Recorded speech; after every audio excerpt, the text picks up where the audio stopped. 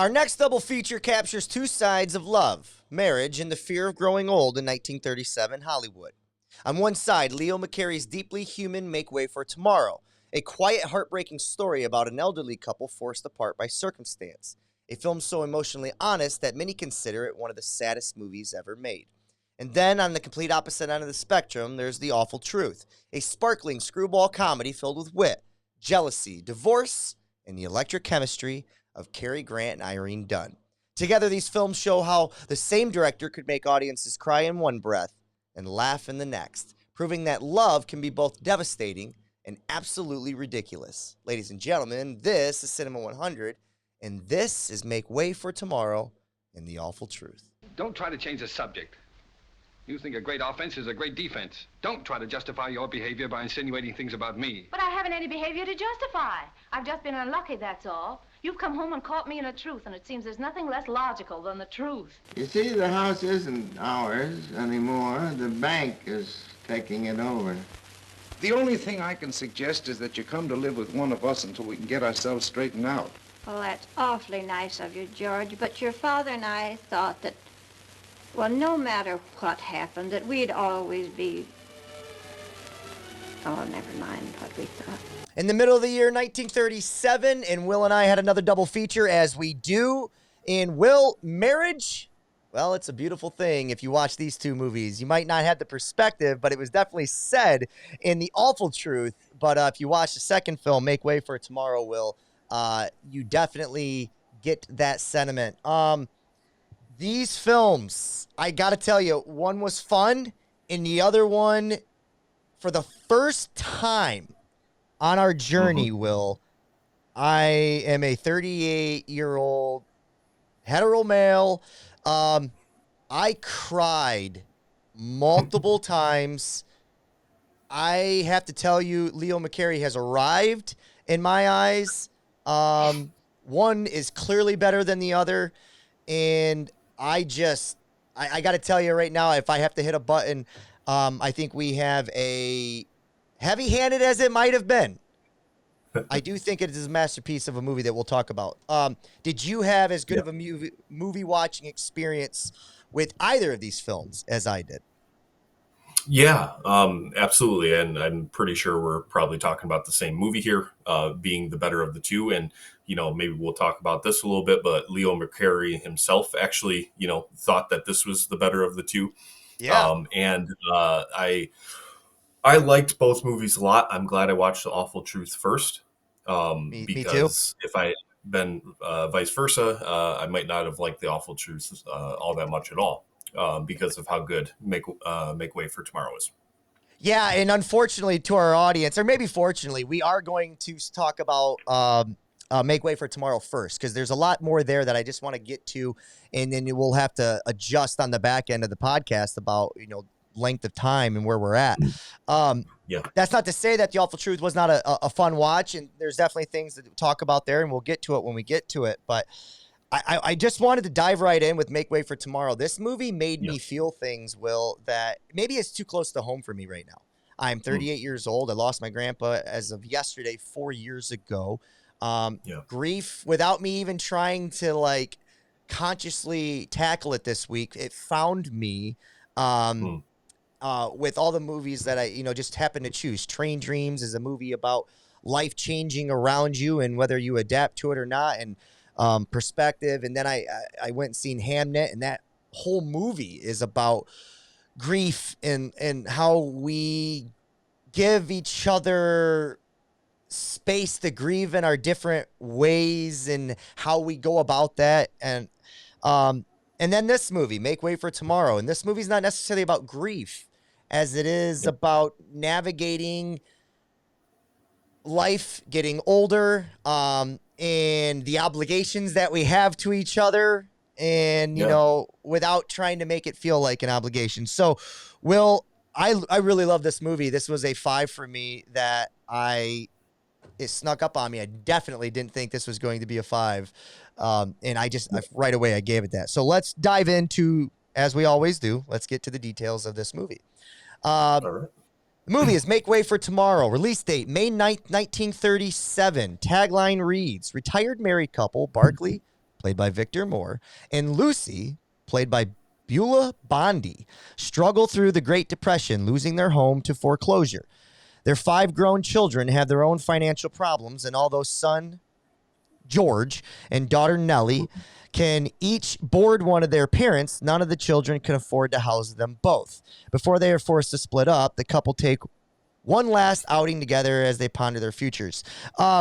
This is directed by Leo McCarey, so this double feature is going to feature Leo McCarey as a director for both of these films. Distributed by Paramount Pictures, runtime of a perfect 90. Hey, Robert here. Will and I want to thank each and every one of you who listen and support the show. And if this is your first time catching us, please know that you can listen as always on Spotify and Apple Podcasts under Cinema 100, as well as catch our video show on YouTube under our parent company, 3 Dots Media. Just click on that playlist, Cinema 100 Podcast, and there you have it. Finally, catch up on everything we have going on now and in the future on our Instagram and TikTok page under Cinema 100 Podcast. Ladies and gentlemen, this is Cinema 100, and keep watching movies. Pictures, runtime of a perfect 91 minutes, and starring, and I just gave the, and more people are deserving of billing here, but I gave the starring to Barkley and Lucy, who played Padma Cooper. So Will, and apparently my blue ink didn't work, so I'm going to give you the real names right now, which is Victor Moore and Beulah Bondi. I've already stated that. So Will, Letterboxd rating of a 4.2, Rotten Tomatoes of 100%. I want to read you something from Letterboxd. I just thought it was great here. This is by Laura, who's a patron. Unfortunately, I can't get any more. I'd like to give her more credit for this, but this is her review on Letterboxd. Laura's review. I always sense that people are coupling their hands and trying to hold on to hours, so the time doesn't slip between their fingers. And memory acts as this tub that you don't want to let the water out of. So much of our life is seen backwards, but there is something really sweet here about preserving time in each second and accepting that going forward in the opposite directions may be the only way to reach each other again. I really liked what she said there and the way she summarized this film. I gave it a 5, and I know I'm probably, what do they say, recency bias, but this jumped into my top 5. I really enjoyed it. What did it do for you? Where are you at on the film? And am I speaking hyperbolic? There's definitely heavy-handedness here. Like, don't get me wrong. But that doesn't mean a movie still can't be a 5 or a masterpiece because of it. Sure. Because the reason I think, even though it's heavy-handed and hitting its message over and over again, I think they do a really good job of not overly staying on perspectives too long. Mm-hmm. You know what I mean? Whether it be Robert's perspective or the daughter-in-law's perspective or the granddaughter, whatever. I think they do a perfect job of kind of getting us all of these perspectives that we need to before we get to Act 3, which I just thought was so perfectly done. Will, where are you at with Make Way for Tomorrow? Yeah, I mean, I'm right there with you. I had this at 5 stars. I think, I was a little bit more on the fence at that 4.5 until we got to the end, mostly because I feel like this is one of those movies that a second viewing would really reward.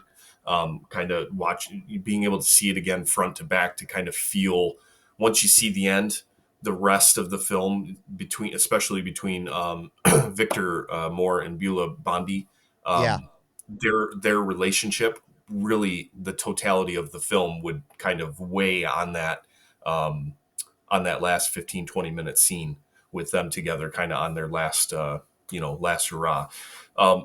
I also thought that this is kind of the first sad movie we watched, like the first melancholy, like the first time we've come across a film that is actually interesting in giving us a bit of a bittersweet ending, like a couple coming to the end of their time together and reliving those great moments, that gave them their life and how much they love each other.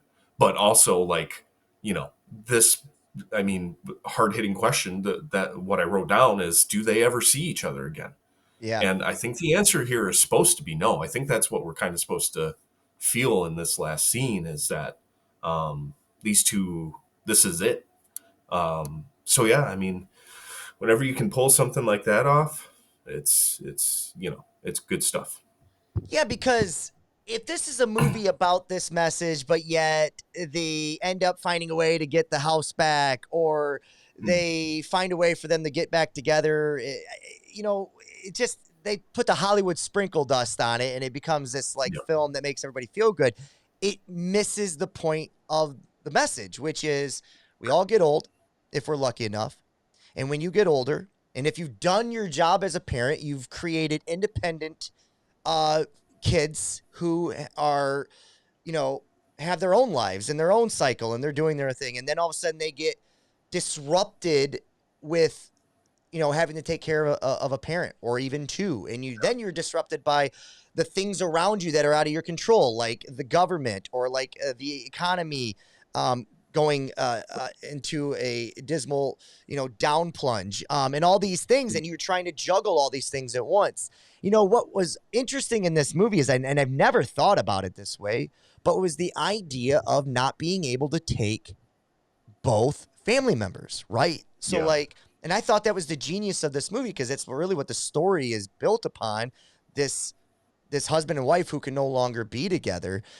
If they could find a way to be together in any household they're in, I think it solves a lot of the issues that those households are having, because like the granddaughter, even though she might not have a room, she wouldn't be bothered by, her friends wouldn't be bothered by the grandmother who is disrupting them because she's trying to entertain herself, or the mother-in-law, you know what I mean? So like if they could have been together, you wouldn't have these complications in the households. And they're just natural complications. They're just a grandmother trying to entertain herself and not sit in a room feeling like she's alone in a house that's filled full of people.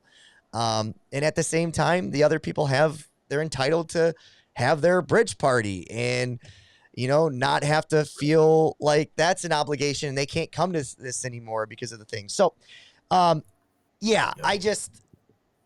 I think the greatest thing they did here was they split that up, but like they made the whole third act about their love story, about them being and basically saying their final goodbye to each other. Cause I was right there with you.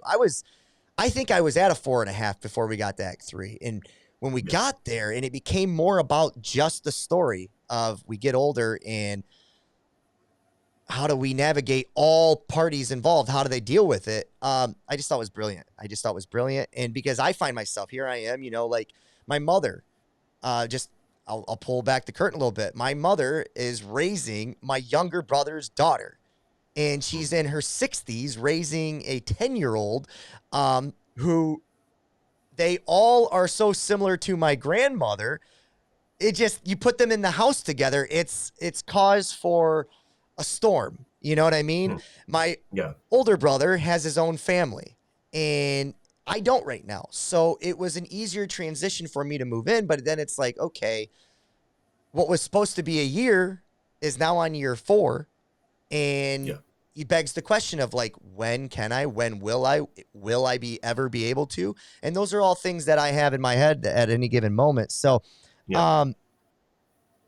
it just is what it is. So this movie hit me really hard in a lot of spaces. And don't get me wrong, there's definite blessings for, Sure. living. They've got their pros and their cons. So I just wanted to make sure I said that. What would you say? What part of it, what aspect or perspective resonated with you the most? Honestly, it's probably the last act, in the way that they were able to it's the performances, right? I mean, just incredible performances by Victor Moore, but most especially by Beulah Bondi. Yeah. In that last act, they somehow channel their younger selves. Like when they're recounting the stories, they're like their faces, they're seeing their life kind of unfold, right? It's kind of crazy. Getting a little emotional myself here. listen, that's really what it comes down to, is two people that love each other this much. Uh, It's okay, Will. Man, Take the space, buddy. Take I'm your trying to time. get it out without, Yeah. yeah, without bawling here, man. Yeah. But when two people love each other that much and they get to the end of the road, and the way they kind of channel it was just astounding. The performances. So Yeah, I was sitting there watching that third act, and I was thinking, it's funny because I was thinking about like the energy that it provided them, right? Because I was sitting there thinking, I'm like, is it realistic that this 70-some-year-old couple had an energy to go that long? They called it 5 hours, but yeah, it could have, without sitting down. But I do think they had an adrenaline rush, right? So like I know that's overanalyzing something that's not. But my point is like there was an energy to the movie that kind of came alive. When you're watching two 70-year-old people on screen give these performances and you actually convinced that they've been married for 50 years, it was just perfectly acted too. I thought Beulah Bondi really had all the emotional heavy hitting in the first two acts. And then we get to really spend real time with Victor Moore's character, Pa, with her. And at times, like, throughout the movie, he's kind of hard to understand. You know what I mean? And you're thinking to yourself early on, you're like, wait, what did he say? And you're like, I'm watching a movie. I got to be able to understand what he's saying. And then by the middle of it, you're like, no. Old people, grandfathers, sometimes it's hard to understand them, Right. And that's such a subtle choice he made.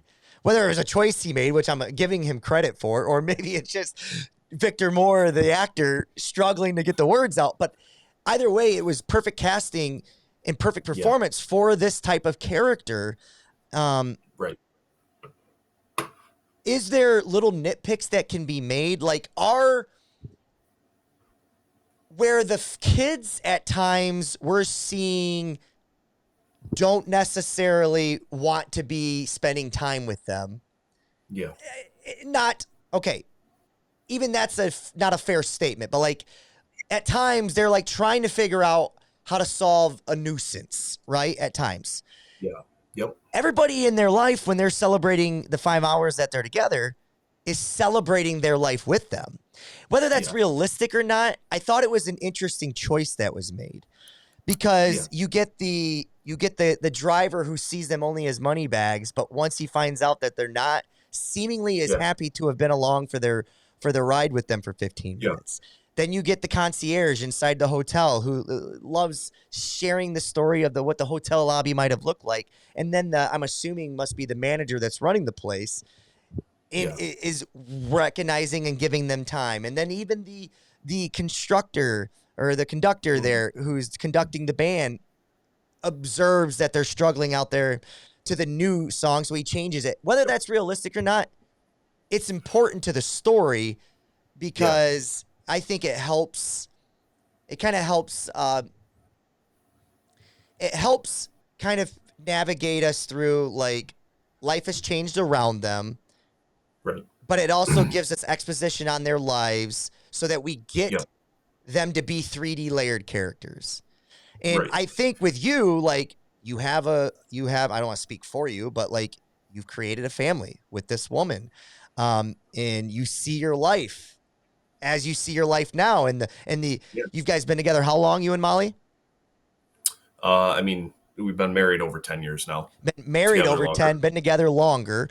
And when you watch movies like this, it's impossible not to see your movie up on the screen and the little images that make your life iconic, and what the images, the potential images that will fill the rest of your reel as you and Molly are in your 70s drinking cocktails for the first time in a public space together. So is that fair to say? That's where the emotions stem from. It's everything. Well, sure. It's life. Yeah. Exactly. No, I think you're 100% right. To back up just a little bit, you were kind of making that point about the family feeling like they're nuisances. I think it's Yeah, that's not also poor. I was just trying to speed through that part to get to what I was trying to get sure. to. Yeah, no, but I think this part is important because I do think that there is. I think it's intentional how how McCrary wants the family to act around the parents because I do think there's a difference between seeing a sweet old couple on the street versus it being your parents because you see the sweet old couple, it's kind of like you don't know anything about them. You just see them and assume a couple things, right? You just assume they've been together forever. You assume that if they've made it this far, it's been pretty good, right?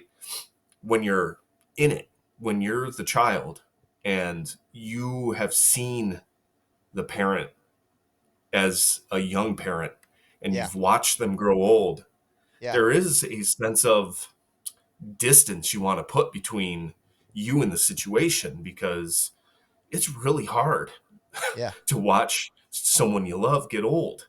yeah, And I think that's a really important part of the film to see that difference between the stranger who can kind of see them as them and kind of take some joy from their having, being together and the child or the taking care of the parent having a little bit harder time with that situation because it's built up with a lot more experience and a lot more pain, right? So I think it's an intentional act by McCreary to kind of set these two as being separate a little bit, and I think it was a really good choice. So yeah. It's an important choice because I don't know if you've ever observed this, and maybe I'm sure you have. I'm sure you've done it, and you don't even know you're doing it. And maybe that's the distance thing, or it's the convenience of not having to be in a position to have full responsibility for your elders of whatnot. But mhm, like this thing we do, and I'm not really sure when it starts, but there's a communication change in the way you talk to somebody whose life has no longer looks the way it would for a normal normal life, mhm, whatever. When an elder gets older, you talk to them differently, almost mhm, almost patronizing. Um, mhm. and that's so fucking rude, but it happens. Mhm. Yeah. We're No, talking I movies mean, here, but my yeah. point is that there is, and I'm not even sure why we do that, but I think it comes from a good place because we all do Mm, it. You know what I mean? mhm, I don't think it's meant to be that, but you talk down almost to them like, "Hey, are you having a good day? Is everything going well?" Like stuff like that. mhm, Um, and I think it's meant to be like a level of protection, but we're not sure why mhm. we're doing it. Am I just spewing here? I don't really know what I'm trying to get No, out. Kind of lost my train of no, I thought. think I think you're 100% right that we have a hard time with aging, because it's not just about the person who is now old. It's about your gripping the fact that you will be old someday as well. And it's also not just that they're old, but that they're getting closer to death's door and having to deal with that, especially someone in your family that is, really important to you. It's just hard to kind of you don't want to put the distance in between. You don't want to start patronizing that person, but it's almost like a defense mechanism against the pain of dealing with life because it sucks when this it's the hardest part of life. And I don't know if it's just an American issue, but I do think there is something, a veil that we've tried to put over the last 20 years of our lives and just kind of say like that's something that we don't need to deal with, so we push people into nursing homes and we um you know we check in with them, but we try not to, deal with it as much as maybe we should be dealing with it. And there's something about this movie that I think is poking really hard on that tension between our feeling invincible because we're not near it and the fact that we will be someday.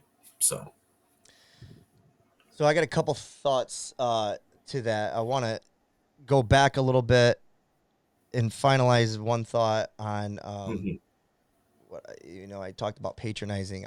The other aspect of it is like there's the selfish aspect of it when we talk to them, but there's also like there's this level of just great empathy of I'm 38, you're 80, of like I'm just incredibly sad for you, which is like ridiculous, but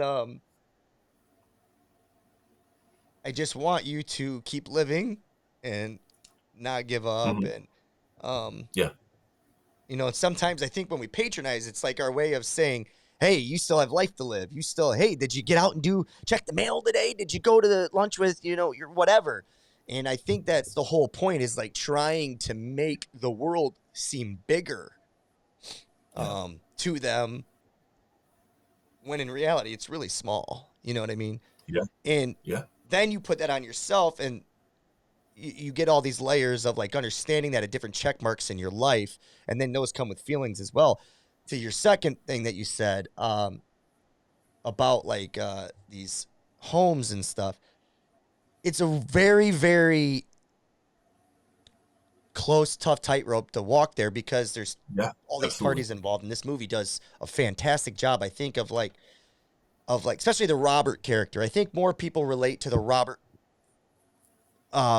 son, Cooper, who's trying everything he can to appease all parties.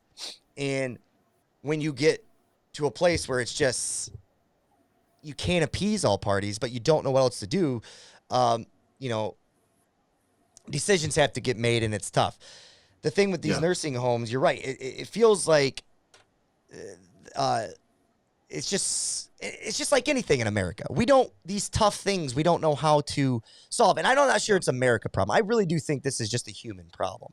What do we do with our elders? Now, I do think there's other cultures that have fully accepted like the responsibility of like, okay, our elders are with us. I think, the Asian culture does a really good job of doing that with their elders, so that it's just embedded in them and it doesn't feel like all these things.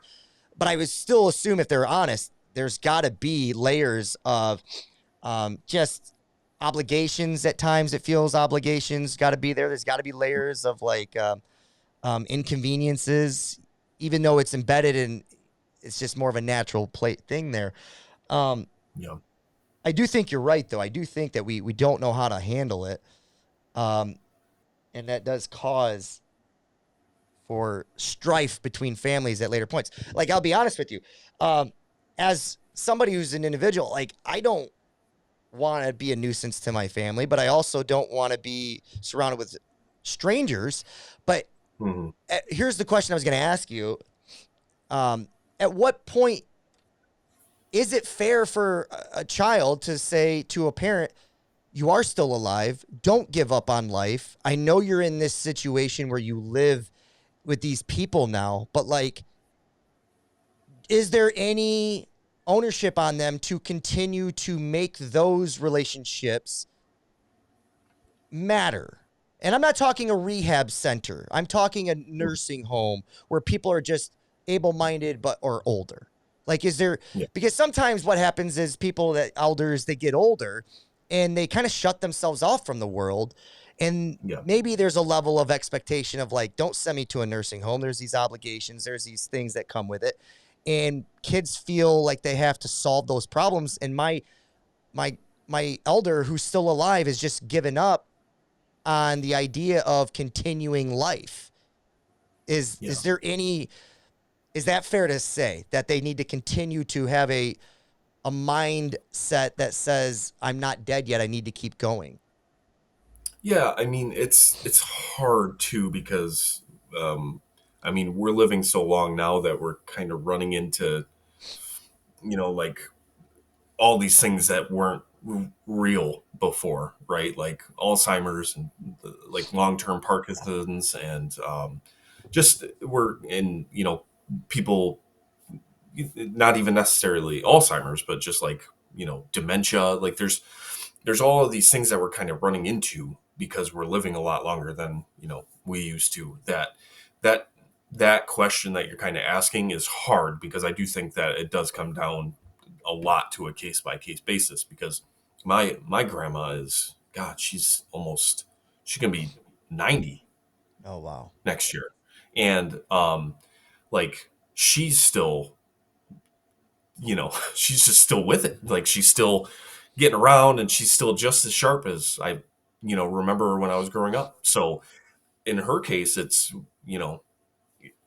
she's still living at home and she's getting along just fine, But her brother, my Uncle Jack, he died a few years ago, but he was struggling with his health. He had Parkinson's. He was having a really hard time getting around. When you have Parkinson's at that age, you start to kind of, he had a couple bad falls, and things kind of, snowballed from there. And so for him, like he struggled with, you know, depression. He struggled with um, trying to see the silver lining in the clouds. And I get it, right? Like if I was in his shoes, I'd probably feel the exact same way. So I really just, I think on a whole, we just have to remember that the elderly are, they need our attention too, and we can't just push them aside. And I think that's the ultimate argument here is, even though the family couldn't do exactly what was right for both of them, they were still trying to find solutions along the way. And I think that speaks to a larger societal point that maybe I haven't thought all the way through yet, but why we are in a position to have to split this partnership up in the first place. Yeah, and we'll get there, because it just pisses you off, right? Like it's just like the idea right now. My mom's calling about, she's getting a letter in the mail about her health care and the amount that it's going to go up next year, and she's really worried about it. She's not really sure what she's going to do. She still has a 10-year-old girl now that she's trying to navigate how to do this. Mm-hmm. So, and in a perfect bubble, she's not supposed to be raising a 10-year-old girl at the age of 63, 4 years old. So Mm-hmm. there's that element to it too. But I wanted to ask you this question from a scientific, standpoint, from a biological, natural selection standpoint. Okay, hear me out. Sure. I think the thing that makes us very human is that we have feelings that we can analyze and try to make sense of and give meaning to life, right? That's the biggest one is we put meaning on things, and we put meaning in people. Most importantly, we put meaning within people. And I just curious, what is a child's obligation to their parents in a world of, like, if you look at it from more like the animals do, right? Is it fair of a child, even if they had a good upbringing, the parent did their job, right? Is it fair for a child to say, no, I don't think I have the resources to do right by you. I don't have the time. And more importantly, let's call it what it is. They don't want to dedicate their time in their adult life to deal with this issue. So is it fair for them to put them in a nursing home? What is their obligation? And is that a case by case, or do you have a hard stance on it? I don't know. I mean, I don't think things are like unconditionally true, right? Like I don't think there's a universal answer here, I guess is what I'm trying to say. I think that it really comes down to like I don't know. I'm not a utilitarian, right? So I'm not a person that likes to weigh like the greater good, right? I'm not trying to do a math equation every time I make a decision. I'm more about like what's the right thing to do. And I think the right thing to do is if you have the means, and I do think it's important that your parents actually played a role in your life. I 100%. Yeah. yeah, I don't need to go out of my way for someone that never really loved me. But long story short, all I'm trying to say is I do think like for the most part, if you have the means, you should be trying to find ways to assist your parents into their next phase of life. So if a nursing homes, I said that earlier, nursing homes can be an option, right? Oh, They can be a 100%. good option. Yeah. Yeah. But putting someone there just as a way to distance yourself from them, I guess is what I was trying to say. So at the end of the day, I think my argument would just be that in the majority of cases, we do have an obligation to our parents. Yeah. I think the obligation is just embedded in the fact that if any parent did their job, and what I Yeah. mean by that is just consistently showed up and tried, like not Yeah. perfect, but you just consistently showed up and tried. Um, Yeah. I think it will be embedded into their kids that it's just naturally they're going to consistently show up and try for you on the back end. It's just the way it's going to be. And unfortunately, some cases, like there's not an even trade in time. You know what I mean? Yeah. And none of that it's ever promised. Like you might think something might be not be around that long, and then you find yourself 20 years later, it's still, and that's just the way it is. Yeah. And I do think it's natural for you to ask all these questions along the way.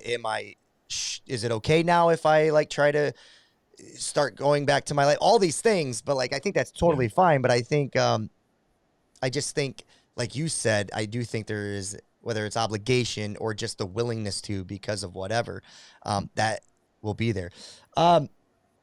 Yeah, we spent time on that. I thought that was good. I think the American problem, and I wonder what you think about McCarey not touching upon the American problem. And maybe it wasn't that big of an American problem at the time financially, but definitely today, because everything's a business today. The American problem that we face today is it might be best case scenario for someone to go to a rehab center or a nursing home because they need more attention than what you can provide. Yeah. But you can't afford it. And that's the American problem that is unique to us. And you could say that because they lost their house during the Depression time, even though they tend to like talk well of their banker. He talked well of the banker, like he's giving us time to move out. You know what I mean? You dated him. There's that great line in the movie about, I took his girl, but he took my house. Like there's that great quote from Pa there. That's the American problem, right? You would say is unique to maybe not just us, but definitely us. Yeah. And I do think that here in this movie, they're dealing with, I don't even know if they've set up Social Security yet, right? I don't know if that's even a thing. So great question. Like So here, I did look into that. Yeah. So in 1937, this year of all year, no, I'm sorry, 1935, it was presented. 36, it was passed. Didn't get rolled out for the first time until 1940. So I do wonder if a lot of these questions that came up during the Depression kind of was the driving force behind solving that problem. Absolutely. That's, I think, 100% true. But my point is just that while the problems are slightly different, we're just facing the evolved version of that today. Like we have Social Security, but there's not enough there. Yeah, for it's you not to actually matching the inflation of everything else. Yeah.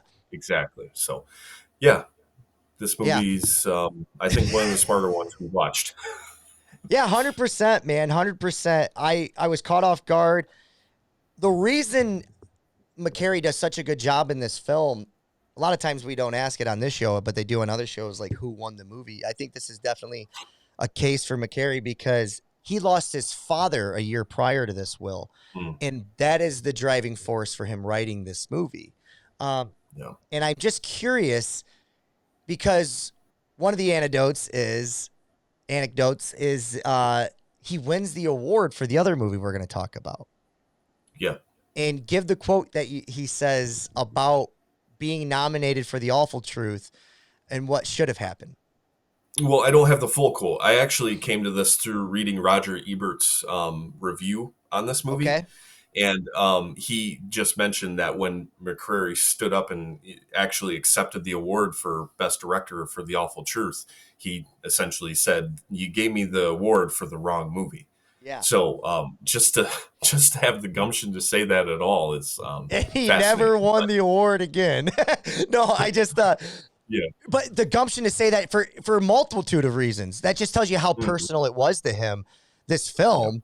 And why, and that's the thing, right? When you can make a fun movie like The Awful Truth, it is what it is, right? It's what it is. But when you can tap into your truth, your existence, your experience, your life, and put that on the screen, you just know the players, you know the room, you know how to navigate the room, you know what you're talking about, and there's just a huge gap between the two. I love that they talked about the gap between youth and elderlies and how big that gap is. That's how in my eyes, that's the gap between this movie's 5 and Awful Truth's 3.5 or 4, whatever you're willing to give it. That 1 point gap is maybe bigger than any other gap that exists in ratings of movies. Wouldn't you agree with something to that effect? Yeah, absolutely. There's something when a movie, I'm not scared to give a 5-star to a movie that's, maybe not an all-timer, but is perfect at what it does, but it has to be perfect. So like The Awful Truth is a very good version of that type of movie, but it doesn't quite get to 5 stars. There's another class, 5.5, The Masterpiece. Yeah. That is a 5-star film, just like my other 5-star films, but there's almost like supernatural, like a transcendence, like something that taps into what it means to be human holistically, not just on a very base level. Like these two people were very charming and I loved it, 5 stars, but something that speaks to your soul. Speaks to your soul because it's I talk about visceral response, these things all the time, but like when you're able to be displaced from your body, be transported into a mother-in-law or I'm sorry, a daughter-in-law or into a granddaughter, into the bodies of all of these other characters in the room. At times you feel your pa, at times you feel your ma, at times you feel the son, you know what I mean? And you're just completely transformed into these characters. That's because the director took you on a journey, and you are, and this is why they're my favorite. I don't even know what genre. It's just, that's why Charlie Chaplin touched us so much in his movies, because it's touching us on a level that is uniquely experienced by humans. And we have such a difficult time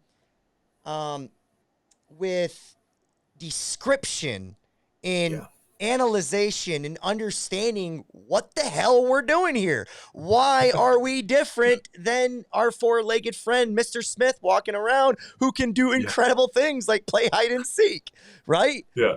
But can't understand why he's playing hide and seek. It does because it brings him joy. He doesn't know that. He's just playing there's a chemical, I'm sure, there, but not the same. So, there's a great book. There's a great book. I think the author's name, I might butcher this, but Jonathan Goshall wrote a book called The Storytelling Animal.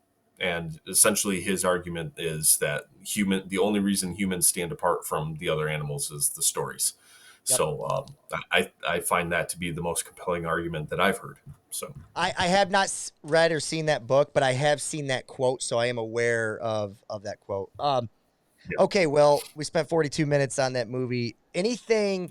Let's talk about anything else that we need to, as far as maybe the scenes, maybe the themes, maybe performances, anything that stood out, whatever you want. Let's spend about another 5-10 minutes on it, and we'll transition over if we have 5-10 minutes worth. I want to make sure the other performances are very good. I think they're meant to serve a purpose rather than kind of flesh out the characters. But I do want to. There was one scene in particular, and I'm looking at the cast. I didn't remember this guy's name, but his name's Maurice Moscovich. Plays Max Rubens. He's the store owner. He reads the letter to Barkley, and holy shit, man, that is another scene that just stood out. Like, just two older guys who are like going through it, man. Like, he can just see the pain and feel the pain with them, and I just thought it was so well done. Yeah, a more modern take is to give us a little more exposition on like the Cora character and why she's so driven to be disciplined and no room for all these these outside things to kind of get in the way of what she's trying to achieve. The Nellies and why she wasn't as loved as much or something. There's exposition given to all these outside characters, and instead of it being 91 minutes, it's a 2 hour and 15-minute film, right? To keep this movie at 91 minutes, which I do think serves the movie too. I think it's perfect. It is okay that he made those characters really one-dimensional because they have that conversation at the end of it. That's that moment of reflection about, hey, Dad knew what we were. And that's not saying that he thought they were bad kids. He just knew the importance of just him and his wife taking that time for themselves. But it was important that they kind of questioned themselves and their decisions in that little scene together. And I think the way to showcase that was by making a lot of them one-dimensional, right? Yeah. Yep. Absolutely. I'm glad you brought up that scene with Max. So there's about, when I say I cried, there was about 3 or 4 scenes where I was like, dude, I'm staring at my computer screen like this with my glasses in my hand, and I'm just like, what the fuck am I watching here? Like, this movie is doing something to me that I'm not giving credit for. Like, I'm not thinking is possible in 1937. So Will, what a year we're having, because I love that we found this film. Otherwise, we never watched this film. We're not doing this project, so kudos to us. But a couple of other scenes. One other scene that was like that really stood out. I thought the granddaughter scene talking to her grandma, just for 2 minutes while she was sitting at the chair, I thought that was impactful. But the one that really got me was the reaction of all the bridge players overhearing Ma's conversation with her husband, that she's been desperately waiting to have. She's been waiting for him to call, and finally, and it's a little silly because she's talking loud, but like, we do have elders that talk loud. They don't know it, right? She's disrupting this, but it's perfect because there's probably only one phone in the house. It's in that area of the room, and she's taking the call, and everybody who kind of like was kind of side-eyeing her the whole time she was there with the rocking chair in her story, they forgot all that, and they become human again. And I thought that was just as impactful as anything in the movie. Yeah, no, another great scene. So, okay, Will, I'll save director info for the second film. Modern day recast. I didn't recast them, but they might reminded me of James Garner and what was her name? Yeah, I can't remember you, but you're talking about The Notebook, right? The Notebook. Yes, thank you. Yeah. The lady that plays his significant other in that movie. Remember. Oh, I wanted to get her name. I've got it up here, but I'm looking at it and I don't see her even credited, which is right here. It's Gina Rollins. Sorry, Gina Rollins. Okay. And that was more of a polished romance, so they don't get to the level of Victor Moore and Beulah. But it kind of reminded me of that. So modern day recast, did you have anything for these two? Yeah, I said Kurt Russell and Goldie Hawn. Oh, dude, that would have been I just have a feeling that they could pull this movie off. How about on Golden Pond, Sissy Spacek and Whoa. what's the older gentleman in that movie On that everybody, I think he got an Oscar or at least nominated. Oh, Yeah. he's It's Henry not Fonda. Robert. There it is. Yep. So Katharine Hepburn and Henry Fonda. I thought it was Sissy Spacek. Sorry, it was Katharine Hepburn and Henry Fonda on Golden Pond. Maybe a movie that we'll get to when we get to it. So, all right, Will, I didn't have anything for that. You did. I like that choice because, especially those two, right? Because they've been married. Yeah. They can tap into that. Yep. Yeah. I just have a feeling it'd be a good movie. I didn't see this movie been remade by an American. I think I seen that it was redone by an international, but it's never been remade. I just wonder why. It seems like such an easy story to tell that's universal to any moment. I just am wondering how well known it is because, I had to watch it on some weird app I'd never heard of before, and didn't have to pay for it. But you go look and it's not been restored. You can get it on DVD, but you can't find it on a Blu-ray. So I just wonder if that's part of it. Is it's just not a very well-known movie. How is that possible? I mean, it won. Well, it didn't, right? How is Yeah, it not more appreciated during the time? He won for the wrong movie. If that's ever been more true, that's this year. You know what I mean? I didn't go. Did this movie get nominated? No.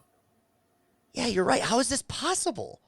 Orson Welles said it was more than a masterpiece. He said it made him cry, that it speaks to the true human experience. I don't get it. I don't get it. But you're probably right. It's not even known. Yeah. Which is probably why I'm screaming it to the rooftops. And Will, that's the awful truth of it. So let's talk about the awful truth if we can. All right. Let's move to the other one. Awful Truth, second of our double feature here, Will. Buddy, that was emotional. I'm glad we went on that together. I'm glad we felt the same way about it. So, second movie, Awful Truth. Release date, October 21st, 1937. Tagline, Jerry and Lucy are a married couple who doubt each other's fidelity. Jerry suspects Lucy and her music teacher are spending an evening together, and Lucy is convinced Jerry lied about a business trip. When the jealous pair file for divorce, both rush into new relationships, but quickly realize their love never died. The soon-to-be divorced husband and wife then both scramble to spoil each other's chances for newfound romance. Directed by the Leo McCarey now. He gets that tagline. Columbia Pictures, runtime, 91 minutes. Our man did it again. Starring, I'll have to bring it up because my blue ink did not. Starring Irene Dunne as Lucy Warner. Cary Grant as Jerry Warner, Ralph Bellamy, who played Dan Leeson, Alexander D'Arcy as Armand Duvel, and Cecil Cunningham as Aunt Patsy. Now, Will, this movie got a strong 3.9 on Letterboxd. Rotten Tomatoes gives it a 91%. I'm going to give you my viewing experience, okay? Okay. A lot of fun. Thoroughly enjoyed it. There are legitimate points in this movie where I'm like, wow, I love this movie. There are also equal moments in this movie where I'm like, wow, I kind of hate this part of the movie. I gave it, this is what I gave it. You said it's a very good movie for the genre, for that type of formatted movie, right? That's kind of what I said. I tagged it with, it is a professional movie. Does that make any sense to you? Yeah, absolutely. I mean, the reason why it's 3.9 on Letterboxd is because these are two incredible actors giving star performances. Cary Grant, by far the best part of the movie. They do not. Everybody else does not live up to their billing. Right. Exactly. Yeah. Cary Grant is I'm straight man, Robert, but Cary Grant's got something, my man. He's an attractive dude. He is like the blueprint for the male lead for the next 90 years or whatever until, male leads are starting to go off the face of the planet now. But he's the blueprint. I think he is the person that kind of you look at and you're like, that guy, he's an actor and he's a good one. So the American Film Institute has given him the second greatest leading man from the Hollywood era time. First, actually going to Humphrey Bogart. Now, we've only seen Humphrey Bogart in Petrified Forest Right. as a supporting actor, kind of early in his route here. So we haven't seen the Humphrey Bogart yet. So Yeah. I'm right there with you. I it's funny because like Cary Grant and Jimmy Stewart and like Clark Gable, like you can just tell that there's that next level within them too. But he has comedic timing. He's got great cadence. He's got great facials, but he also has like the charm that you want from your leading man. And he's a good actor. Like he's more than serviceable. Him and Irene Dunne, I think everybody else is kind of doing their parts, but there are some actors in this movie that are just not good. Like they're not very good. Like Aunt Patsy is not good in this movie. She could have been casted by, anybody else, and I think they might have done a better job. And I'm sorry to say that, but that's how I felt. That's my favorite. thing with this. Oh, sorry. Go ahead. I was just gonna say my favorite anecdote about this movie is that Cary Grant didn't get nominated for best actor. Ralph Bellamy did. Yeah. And his performance was almost laughable. Like there's a couple times where I'd laughed out loud at him because I thought did he too. was Now I gave him a pass because I actually Okay. think his performance was supposed to be that like green-eyed, innocent Oklahoma guy who lives with his mom. I have a hard-hitting question that pertains to him. I think he encompassed what Dan Leeson's supposed to be. But maybe. you could argue that that's just who that guy is. And we're going to talk about Ralph Bellamy, who he is as a person. We get the hard-hitting questions. All right.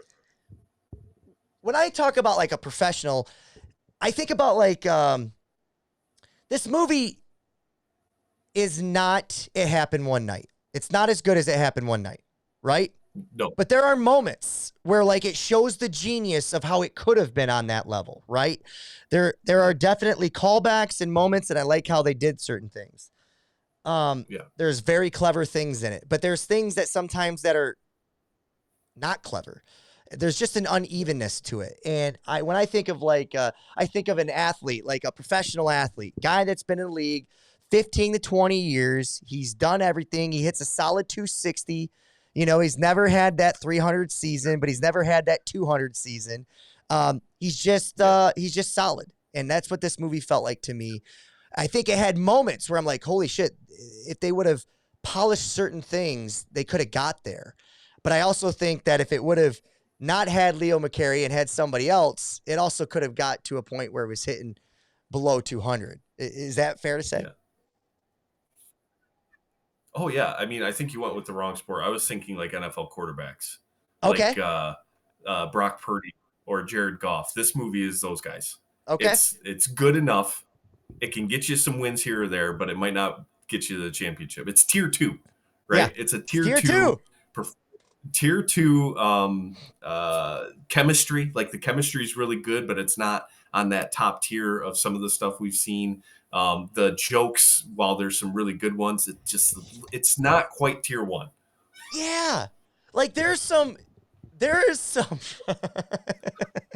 that is the perfect description as tier 2, because we've watched some tier 3s on this journey and we're very happy that we have a tier 2. Everything made sense plot wise. We got there. Everything was all the I's were dotted and all the T's were crossed. So we're past the days of like not understanding choices, which is good.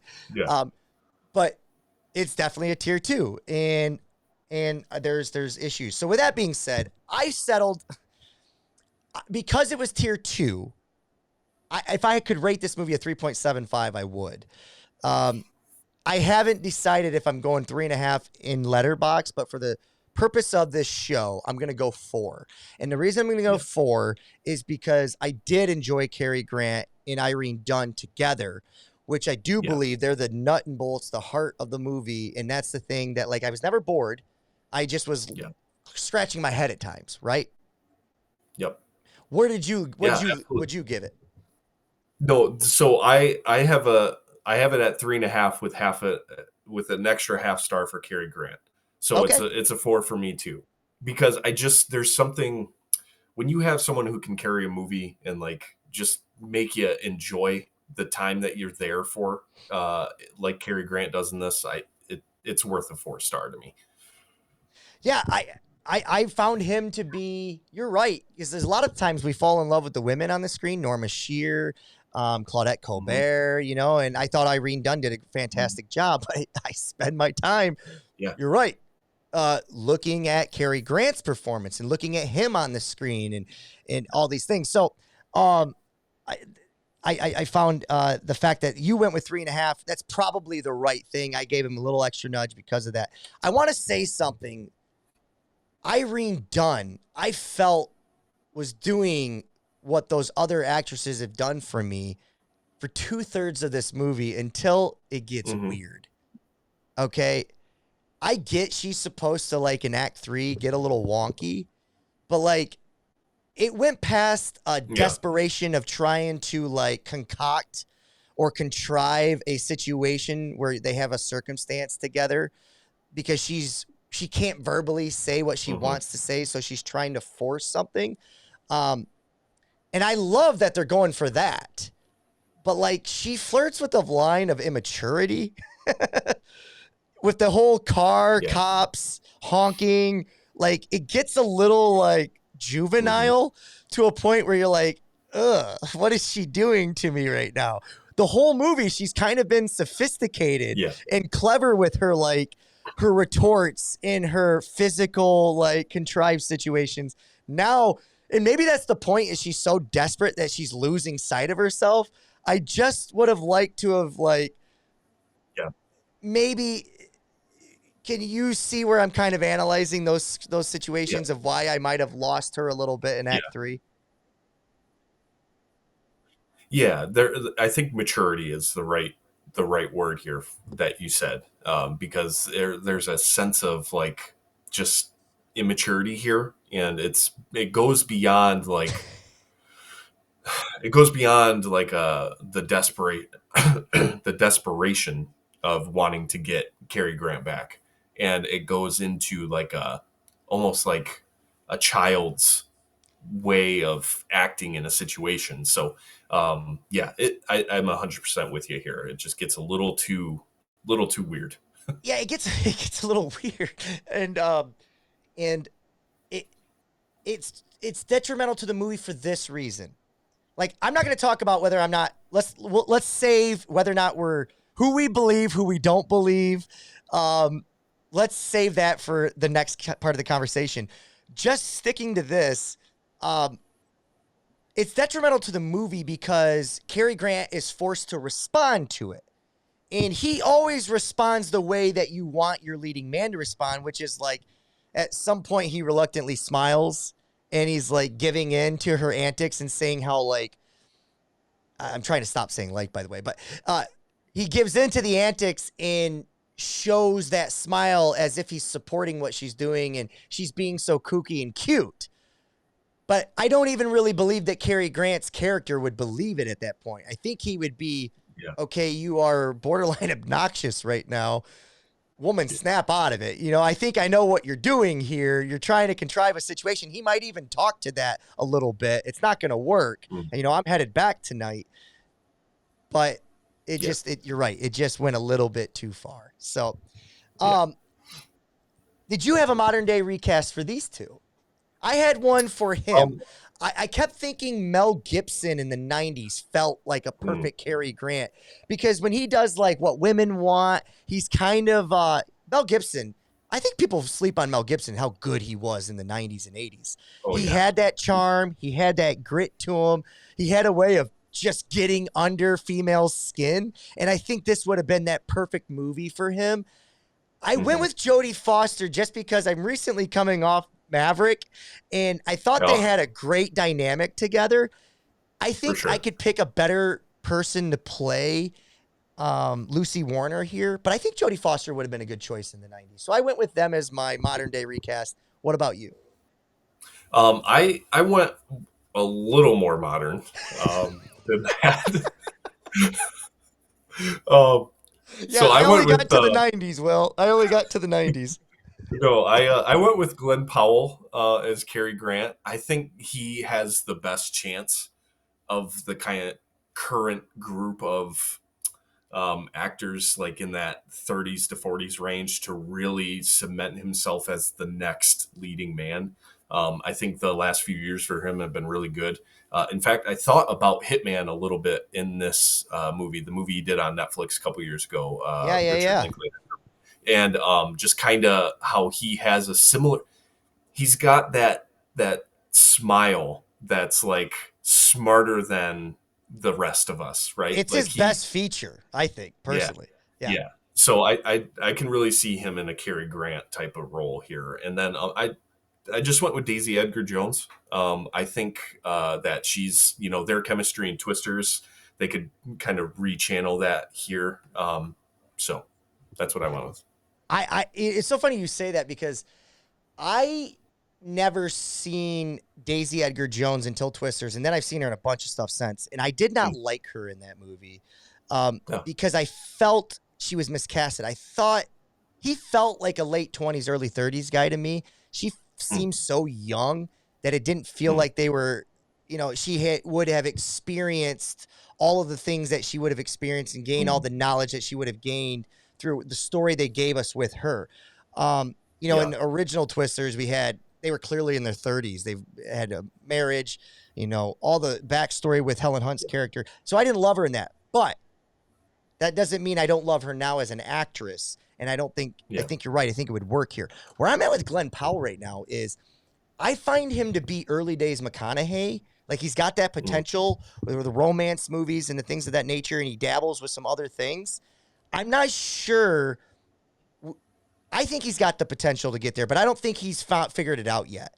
McConaughey found out that he was a fantastic one-of-one actor, right?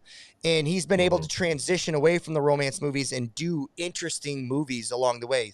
Mud, Paperboy, Interstellar, all these movies that come to mind with Matthew McConaughey. And I think it started with like movies like We Are Marshall, right? A little bit more darker material, even though it was still kind of a pop film. I think Glenn Powell, once he finds that, I think he's got the chops to be one of those great actors. I just don't think he's there yet. Yeah. Do you disagree with that? No, I think you're right. I think he's in that phase now where, when you think about like actors and the decisions they make, he's in a very crucial part of his career because he's on the precipice of something. And, even if he doesn't become Cary Grant, he could still have a really good career. So I don't want to like say, oh, he's failing, but he is in a position here where he could be that next Ryan Gosling. Like Ryan Gosling's kind of in that phase right now too. On the tail, more kind of getting to that tail end of it, like his peak. Maybe he's got another level, but that's what Glenn Powell feels like to me. I think Ryan Gosling has those levels in him. I think he's proven himself already, and I do think you're right. I when I say peaks, I think with these actors like Ryan Gosling, Jake Gyllenhaal, all these guys, Jake Gyllenhaal really catapulted to another level. It felt like him and Gosling were maybe on the same level, and Gyllenhaal has found a way to maybe continue his arc a little bit higher maybe than Gosling. But Gosling, he just came off of playing Ken and Barbie, even though it doesn't have that dark, broken man that we love from Gyllenhaal that Gosling has played. He's still finding ways to be at the, because he's, I just like those two comparisons together, Gyllenhaal and Gosling, because they're coming from the same generation. But Gosling has done like a La La Land, and Gyllenhaal kind of hasn't done those lighter films, so to speak, as much as Gosling has. But I like the poll. I wanted to ask you this real quick before we moved on. Glenn Powell, we always kind of go to him as like the guy for these types of roles today. Who else besides like a Miles Teller? What does that list look like today with those 30-some, late 20-somes? Who are those guys that you would cast if Powell's taken, Teller's taken, who you going to next? Well, I mean, Jacob Elordi has got a leading man sensibility, but Dude, who came out the other day? Margot Robbie came out a few days ago and said he's our generation's Daniel Day-Lewis. So dude, maybe he's not leading man. Maybe he's got a different trajectory here. I think, well, leading man, he can lead movies, right? Sure. What you just mean in this genre type, right? Sorta. I think leading. What I'm saying. Okay, when I know say what you mean. leading man, The leading men of Hollywood that are clearly in, yes, I know what you mean. Okay. Yeah. Not So leading not actor in a necessarily- movie. Yeah. Yeah, exactly. Like Jacob Elordi and Glenn Powell could have two different trajectories, and Jacob Elordi could make the better movies. Yeah. I don't think being a leading man means you're making the 5-star masterpieces all the time.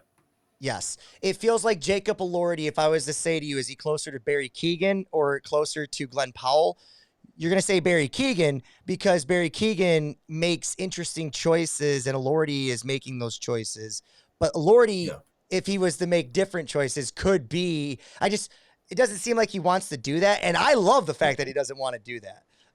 It's kind of Robert Pattinson's an interesting case study too, because he's got a little Elordi in him, right? But he's got the potential to be a Powell as well. This is a conversation we should have another time because I think it's worth having. Just interesting. Before we get, Yeah, last thing I'll say about this, we all knew Matthew McConaughey was going to be a brilliant actor. I mean, he was touched by an angel in Angels in Outfield. So, dude, yeah, you're right, 100%. Got A lot of carried through people were right touched field, by and angels in it that has movie. Been going up since. I just watched him in The Lost Bus, and it's in the streaming age. It's a movie that's not going to be seen by a lot of people, or maybe it'd be seen by more people, but not the way it should be viewed. You know, it's going to be on in the background, and it's a great movie, and it deserved to be in a bigger platform. But we're not going to talk about Netflix buying Warner Brothers today, Will. Another time. Shoot. Let's move on. Let's talk about Leo McCarey. I touched on the two biggest things that I wanted to touch on with him, Will, which is one, his father died, which is what caused him to make the other one, but he ends up winning the Oscar for this movie, but does have the cojones to come out and say that he won for the wrong movie. Yeah. If you are Cary Grant and you are Irene Dunne and you know Leo McCarey and you know his story, do you give him a pass or do you feel slighted by his comments?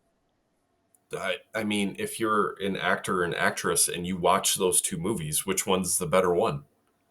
I mean, if you're being honest with yourself, he's not lying. So, I mean, I think I'd give him a pass, but I don't know.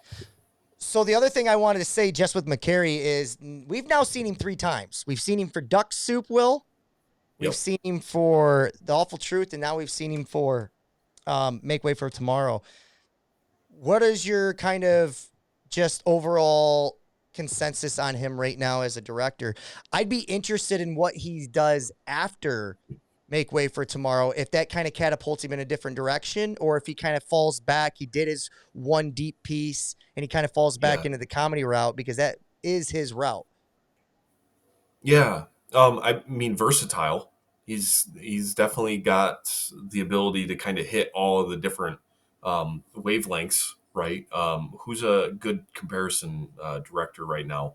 Maybe not the best, but when I think of someone who can do all sorts of different genres, I mean, Christopher Nolan's the first one that comes to mind because he's kind of made Memento and Insomnia early on, and then he comic book movie, and then action thrillers, and I mean, I don't know what McCarey gets up to after this, but that's kind of the first thing that pops into my head. What do you think about like a because I love Nolan, and he's done all those, but I almost feel like those are subgenres of the same genre. Like they all feel like they're still dramas. You know what I mean? It'd be one thing if you see Nolan do, maybe Paul Thomas Anderson, who did like Licorice Pizza, but is still capable of doing like a Phantom Thread and a There Will Be Blood. Something as dark and deep as There Will Be Blood, and something as light as Licorice Pizza, and then all the movies in between of Boogie Nights and One Battle After Another, which feels like pulls from all of those movies, Punk Drunk Love, you know what I mean? it feels like he kind of touches on, even though those are still under the same scope of dramas. So I don't know. I don't know who it would be, but you're right. That'd be a good game for us to play. Who's a modern day version of the director? Maybe something we'll touch on. Yeah. Anything in this movie, plot holes wise, that bother you? I the the elephant in the room about Mr. Duval. Like, Did he or didn't he? Right? are we really? Well, no, not even that. But like, are we? What screams you should be worried about your wife spending time with this man? Oh, dude, he's French, and during 1930s America, they're jealous of or angry against anything not American. Yeah, I guess. I'm just wondering, like, Mr. Duval, is he even interested in Lucy Warner? That's my question here. Like, isn't there some sort of, like, I don't know. Maybe I'm misreading this. Maybe I'm being a little facetious. I'm not sure, but something not screaming to me, you should be worried. Yeah, he's closer to Sacha Baron Cohen and Talladega Nights than Vin Diesel and Fast and Furious. Yeah. I want to. It's interesting that you say what you said about the French character here. Yeah. I want to read you straight from the biography of Cary Grant on Letterboxd, not a Chat GPT poll. Okay, trying to get better, guys. Trying to get better. Cary Grant bio. So there's this interesting piece here. Cary Grant was married 5 times, Will. Okay, but I'm going to read this to you. Cary Grant was married 5 times, but his longtime companionship was with fellow actor Randolph Scott. And it fueled years and years of speculation about his sexuality because the two lived together for over a decade, sharing a home in Los Angeles, which led to rumors that they were romantically involved. Grant never came public with any of these claims, but never denied them either.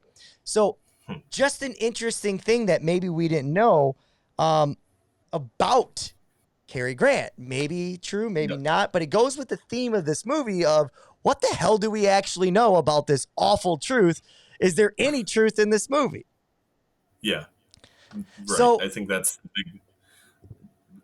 the big issue, right? At the end of the day, is like, how much do we care about these, like, their relationship? It's a fun movie, but do I care? Yeah, do we care that they actually get back? So that's what the ultimate question is going to be here, Will, is that, number one, we know he didn't go to Florida for 2 weeks, right?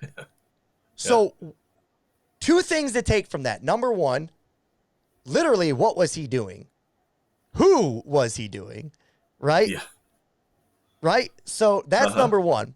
And number two, if he's taking 2 weeks off of his wife, does he really want to get back together with her? And why should we even care that they do? Yeah, I don't know. I think that's the rhetorical question here, because I don't think that we should. That's the problem. I know. It is the problem. Yeah. And it makes me ask this question, if I could find wherever I put it. I think I put it on notes. Okay. It's about the topic of love. Okay. I want to ask you this question, and it's before I seen Make Way for Tomorrow. So the question already is riddled with, no, there's other examples of things that go against your premise here. But I'm going to ask it anyways, just for this purpose of making noise and us filling time. On the topic of love, Will, do you think that we in modern day 2025 have finally placed the right amount of weight on the meaning of love today? Or are films like 1937's The Awful Truth more of a ridiculous look at what love actually isn't in 1937? Or are they more closer to what love should be in order to survive the downfalls that come with it.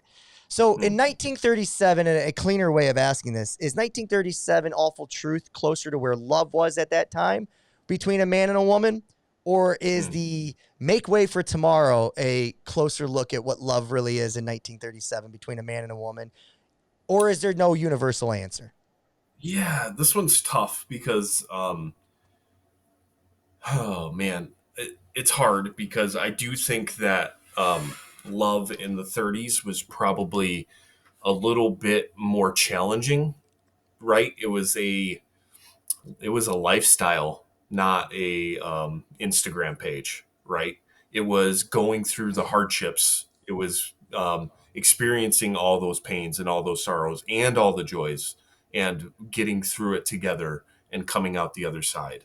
I think we're less interested in that now. I think that when we hit up against hardships now, we want to either explain them away or find ways to reroute and find something that's not as hard. I think it's a pretty big problem, and I think it's pretty big problem in love. But I think to answer your question, I think that Make Way for Tomorrow better explains how people, even if they couldn't stand each other, stayed together to get to the other side, to get through the hardships. And in this instance, we have a really good two people that actually love each other, which is nice. But I think it's more representative. Yeah, I agree, because I want to agree, because you just need to think that that's, love is that, right? And it's worth pursuing and all those things.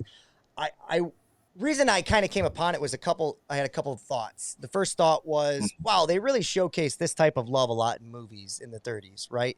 So I said to myself, maybe we're missing something. Maybe they kind of had more of a top surfacey, like fluty way of looking at love, because they keep it. Maybe it's just the expediency of telling a story in a movie in a 90-minute span. But a lot of the times they'll meet someone like Ralph Bellamy did and tell his mom the next day he's in love. But I also feel like Ralph Bellamy's probably never touched a girl in his life. And he gets to this point where he would be in love the next day. So maybe it's just still more muddied than ever before. The second thought I had while watching this is, in my 30s here, pushing 40, I do think I had an unhealthy view of love in my teenage years that I would have fought you on in my real time at that time, that I was handling it appropriately. I went about it the right way. I would have made those arguments late teenage, or, teenage into my early, adulthood. I would have made those arguments. In my older life now here, I blame it for a lot of my shortcomings today, because I kind of had maybe an unfair view of what I thought it should be all the time. And it's more of a peaks and valleys, and there's more work that's involved to keeping it there and all these things. I do think I was, I'm not going to cut myself short and say that I was completely wrong on it. I do think you have to have it in order to make it worth going. But I don't think two people should, just because they chose to get married in front of God, should stay together the rest of their lives if they don't have that ability to keep working towards something. But I do think, so that's kind of where my thought process was, Will, is just curious if there was a healthy version of love in 2025. And I don't think with relationships and love with today, you say it's a problem today. The biggest issue today is emotional intelligence towards anything. Conflict resolution does not exist today. These kids are afraid of everything because they've been forced into having all their communications into this, and you lose all of the nuance that comes with facial expressions, nonverbal communication, seeing people struggling to tell you they're breaking up with you because they care about you as a person. But when it's so cold, it makes you afraid of it again, to not experience it again. So, we could talk about that forever. But anyways, that's just kind of what my thought process was on this topic. So, no, 100%. I think, I'm not anti-individual either, but I think we have an overemphasis on it quite a bit. And when we're so drawn to this idea of being independent and, my own man, I'm my own woman. Like puts puts a wedge in between being able to do things for yourself and being able to open yourself up. Yes. And I think that's a huge issue. Yep. So Well said. Well said. Okay, Will, I'm going to ask you, we'll finish up with the movie with this. I'm just going to ask you a few questions. Number one, what do you think he was doing on his 2-week vacation? well, he went to California, right? Because the orange said California, or Yep. they're in California. They're in California. Okay. No, they're in New Yeah, York, aren't so- they? They're in New York City. No, Sorry, they're in New York City. Are they? Okay. Blanking on that one. I'm pretty so, sure they're in New yeah. York City because they constantly are going to nightclubs and all this stuff. That's New York City. That's not LA. Okay. Well, either way, if he was in California, do we know what he does for a living? Like here's the issue, right? I don't think he was necessarily up to anything nefarious the same way I don't think she was up to anything nefarious. But it could have been. It could have been. So I guess we needed some clarity here. So I think he definitely is nefarious. Okay. And here's why. I get, trust me, I totally understand firsthand experience needing space from your household. You know what I mean? I get it. Mm-hmm. 2 weeks in not, you want to sneak off to, hey, I'm going to go, I got a business meeting, but in reality, I stayed in my car for an hour and watched an episode of Task. Okay, that's one thing. Hey, honey, I have a business meeting. I'm gone for 2 weeks. No communication, whatever. He wrote it or whatever. I'm not buying it, Will. I'm not buying it. Yeah. You don't go 2 weeks not telling your wife where you're at in the 30s. Yeah. Something nefarious happened because even his buddy's like lying for him and he laughs through a lot of the things she says. Yeah. I'm a little less sure about her, but they do an on-purpose job of bringing it back up when they bring the French character back into the movie in the third act or late second act of kind of presenting that again. Mm-hmm. Of you're not going to ever tell because we don't get answers to these questions. She says, you haven't told what really happened, did you? If we're to think she's not nefarious, we're supposed to get answers to these questions at some point, right? Maybe like, I know you thought it was that, but I was just embarrassed because it was this. You know what I mean? Whatever the story gets unraveled. We can't be left in the dark and not think they cheated on each other. Sure. I get your point. So with that being said, I'm not really sure that we should be rooting for these two, but that's how charismatic these two are. Because I will say this to kind of put a bow on this movie and Irene Dunne. As immature as she was in the third act, when she's in that bed, when they're at the cabin, and she is softly spoken and subtle but direct with like, she knows exactly what she's trying to say now, but she's doing it in a word riddle. When she kind of brings it down, you get sucked into her and what she was in the first two acts. She really did a great job for 85% of this movie. So yeah, 100%. Is that a writer's problem? Is that a director's problem, or did the actor go too far? Oh man. Well, she at this point, she gets nominated for Best Actress here, and I think she'd been nominated at least 2 or 3 other times already. So I think she would probably have a lot of control over what she wanted to do as an actress. So you might be able to point at her just making a bad choice in that. Yeah, but yeah, I think you probably could, because I do think I am excited to see her in other films. I do think she's got a lot of Joan Crawford in her, that kind of intensity that could come out of her. So I'd like to see her in maybe a little more dramatic, melancholy type role. So, all right, Will. Yeah. Hard-hitting questions, memorable quotes. Let's start there. Let's get to our quick hitters for these two movies. Did you have any memorable quotes for either film? Let me see if I can. I know I wrote down one for. So for The Awful Truth, I guess it was easier for her to change her name than for the whole family to change theirs. Yeah. I thought that was pretty good. Just clever writing. And then there was the line about he's like, "Oh, I don't know. I've got a rooster and a brown head back home, and they fight all the time, but they end up back together." I, I just thought that was hilarious. So that was for after after, or sorry, the awful truth. Make way for tomorrow. It's really the poem. I mean, I'm not going to read the whole thing, but man, that was good. And then Pa, he says he calls her by her maiden name at the end, Yes. and Miss Breckenridge, and it just got me good. Yeah, So, it takes you back to before she was, Mrs. What is it, Warner? No, that's the first movie. Mrs. Cooper. yeah, It individualizes her again. It's so romantic. I loved it. yeah. The one I had I thought was interesting.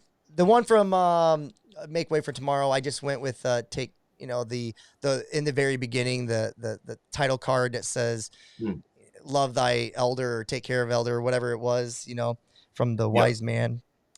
But from I liked the way Irene said this to Cary Grant's character. She said, "You come home and caught me in a truth, and it seems there's nothing less logical than a truth," because she's calling him out and saying he's wrong. But I just like the way they messed with that, so that was kind of clever. Yeah. Hard hitting questions. I had one. Do you believe Lucy kissing Ralph Bellamy? Now notice I said Lucy the character, and Ralph Bellamy the real man. Okay, not Dan.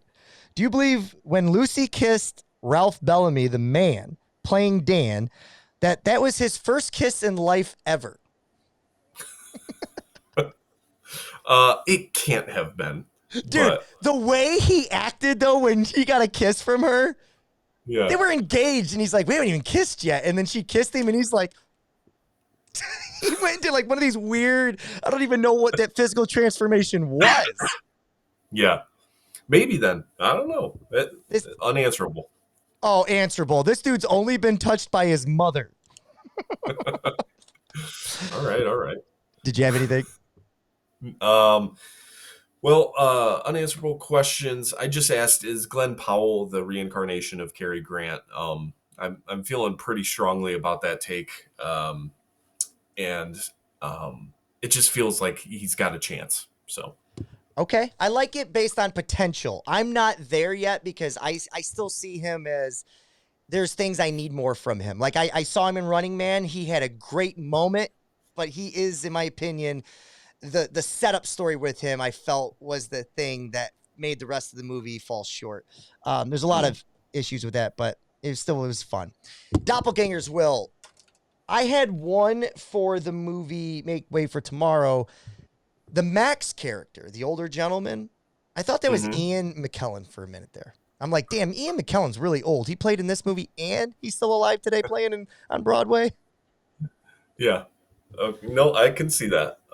That's not bad. For Doppelgangers, I had so George Cooper. Are you familiar with Joe Lo Truglio? I'm not. I'll look it up, though. You would recognize him. He's in Superbad. He's the guy that hits the car. He gets in the car accident and takes him to the party. Oh, yeah. He's in Brooklyn Nine-Nine. From just like him. Yep. And that was one of them. The other one, no, I don't have another one. So that was it. I like that one. Joe, that's a good poll right there. Nice. I like it. Fix it in one move. Okay. Let's just spend time on the awful truth. Unless you have something that you would fix with, I wouldn't touch. I really wouldn't. I wouldn't touch Make Way for Tomorrow. No, me either. For Fix It in One Move, I just wrote depth. Just give these characters a little bit, their background a little bit more depth. Give that first act a little bit more depth, and everything else makes more sense. But I like that. I'll go different just for a different answer. I think you got to answer your questions. I think you got to answer the elephant in the room, which is for us to care about these characters getting back together and believe that they're really in love. We have to believe that they didn't cheat on each other. Right. Because even though we are more liberal with our sex and our relationships today than ever before, we still take bonds and commitments of what is being said to us. Like, be honest with me. If you want a different partner, that's fine. I'll make room for or whatever. But like, just don't break the honesty thing. So anyways. Right. Okay. What other movies did it remind you of? I already mentioned for me, The Notebook on the one, and then we've touched on how some of the things it could have been with It Happened One Night and these things for me. What about the two movies for you? Yeah, so for Make Way for Tomorrow, I thought a lot about like bittersweet romances, like Eternal Sunshine of the Spotless Mind kind of came in my head a little bit. Ooh, I love that. There's a longing there for, for the love to be able to last. I had Portrait of a Lady on Fire. I don't know if you've seen that one. I have not, but I know what it is. Yep. Fantastic movie about love and loss. And then if Beale Street Could Talk, another one where the love is so strong that it just, you want it to last forever. So I thought a lot about love movies or, romance movies. So I can dig it. One hot take. Do you have any hot takes? My hot take is recency bias. Probably is what it is. But I think this movie, Make Way for Tomorrow, is definitely my top 5. I think it's cracked my top 3. I just don't know what order I'm putting it in. And I think it could change on any given day of what mood I'm in.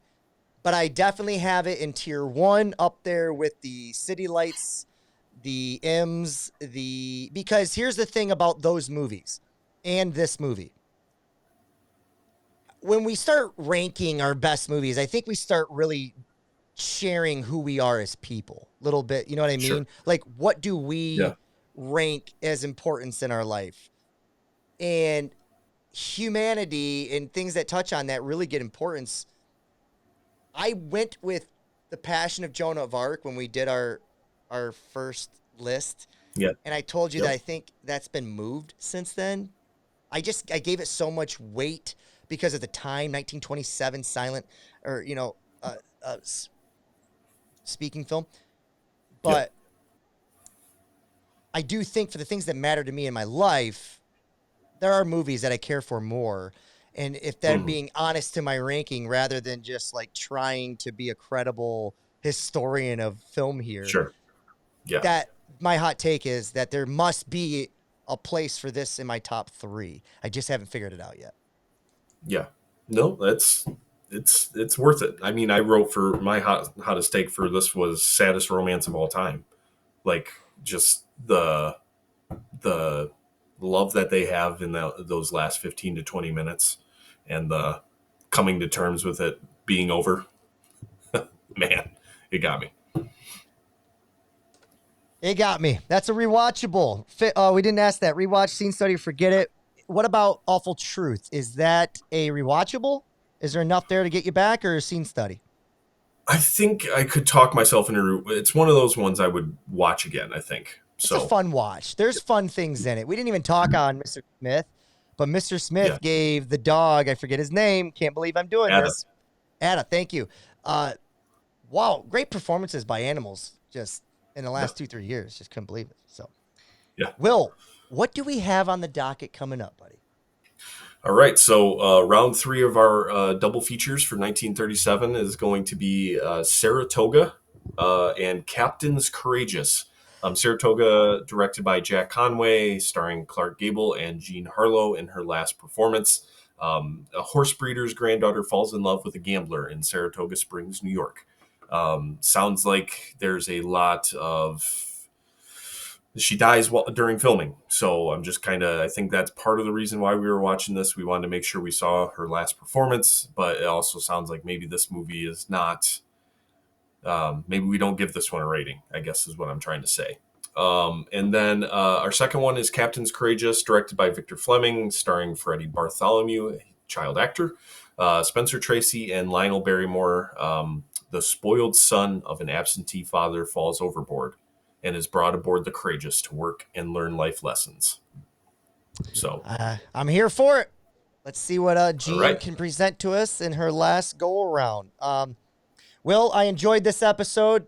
It's brought some things out of us today that I think will make for an interesting listen. So if you guys, hopefully you get something out of it that makes you feel like we felt today when you watch the movie that Make Way for Tomorrow. So keep watching movies. We'll see you on down the road. All right. We'll see you.